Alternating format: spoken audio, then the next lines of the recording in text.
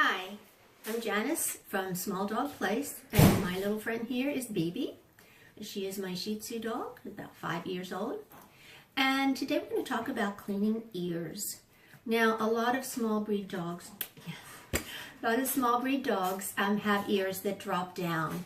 And those are the kinds of breeds that are more likely to have ear problems. Now, it could be just dirty ears, a lot of earwax buildup, but any kind of odor that you might notice in the ear is likely to indicate some sort of infection, whether it's a yeast infection or a bacterial infection. You won't be able to know that unless you take your dog to the vet. So to try to prevent too many visits to the vet, I try to keep my dog's ears as clean as possible. And with the Shih Tzu and the Maltese, a lot of these small breed dogs that have hair that grow continuously, their hair is also going to be growing continuously in their ear. And so a lot of that hair does need to come out. I mean, you don't have to get it completely clean, but if you don't ever touch the hair is going to gob up with all of the wax and make like a little mass of hair that prevents any air whatsoever from getting into the ear. So getting the hair out of the ear is very important. But for the purposes of this video today, we're just going to clean the ear canal. And what I'm going to be using is a little dish, and I have some solution that I received from my vet, and all I'm doing is putting a little bit of it in the dish.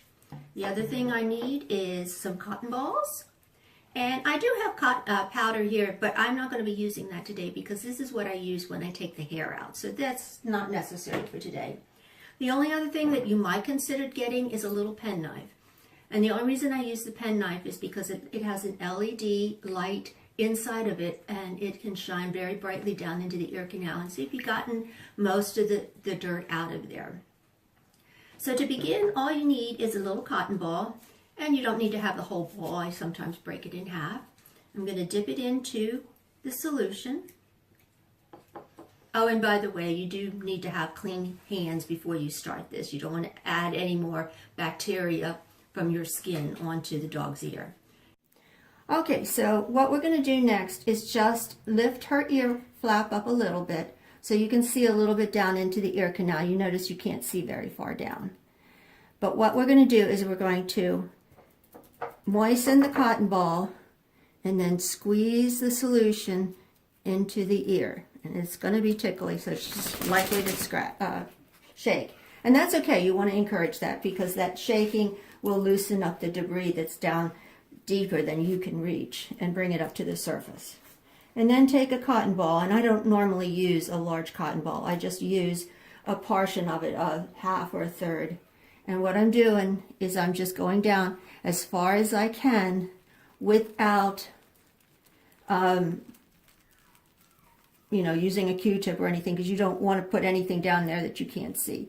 And then you're going to be getting a little bit out. As you can see, her ears aren't too bad. But I do like to clean them periodically so that they stay clean, and that way they don't get infected. And if you hold the ear up, then you can get down just a little bit deeper. But like I said, since you're using the cotton ball, you only want to go as deep as you can reach. And that's about it. I usually wipe all of this off. And most likely she's going to scratch or shake again. Shake? Want to shake? Oh, no shaking today. Okay, and that's about it.